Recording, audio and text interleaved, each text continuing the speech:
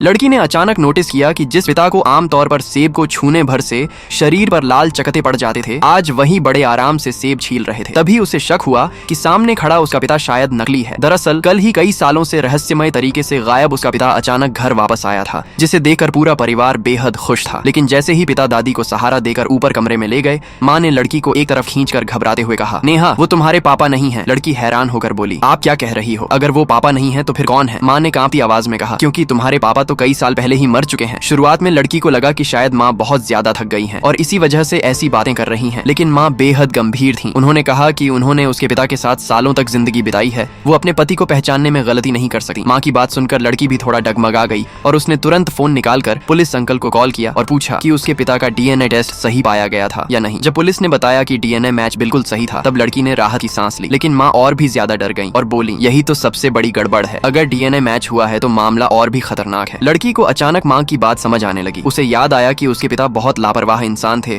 और जैसे ही उनकी याददाश्त वापस आती, वो सबसे पहले घर लौटे। फिर वो चुपचाप किसी डीएनए टेस्ट के लिए कैसे जा सकते थे? लड़की ने घबराकर पूछा, माँ, आपका मतलब है कि किसी ने डीएनए टेस्ट की रिपोर्ट ही नकली बनाई है? माँ ने कहा, सिर्फ रिपोर्ट नहीं। अपने शक की सच्चाई जानने के लिए लड़की ने कुछ फल धोए और दादी के कमरे में पहुंच गई। वह देखना चाहती थी कि उसके पिता को अभी भी सेब से एलर्जी होती है या नहीं। लेकिन जैसे ही उसने फल की प्लेट रखी, पिता ने बिना किसी झिझक के एक सेब उठाया और बिल्कुल सामान्य तरीके से उसका छिलका उतारने लगे। जो इंसान पहले सेब को छूते ही पूरे शरीर पर चकत्तों से परेशान हो जाता था, आज उसका सेब खाना बिल्कुल सामान्य था। अब लड़की को पूरा यकीन हो गया कि सामने बैठा आदमी उसके पिता का नकली रूप लेकर आया है। तभी दादी ने भी हैरानी से पूछा, क्या तुम्हें सेब से एलर्जी नहीं होती? यह सुनते ही लड़की का शरीर डर के मारे जम गया, क्योंकि उसे लगा कि दादी ने अनजाने में उस नकली आदमी का राज खोल दिया है। लड़की चुपके से अपना फोन निकालकर पुलिस को सूचना देने ही वाली थी कि तभी उस आदमी ने अपना चेहरा उठाया, जो थोड़ा लाल हो चुका था। अगर आप इसका दूसरा पार्ट देखना चाहते हैं तो लाइक, सब्सक्राइब करके पार्ट 2 कमेंट कीजिए।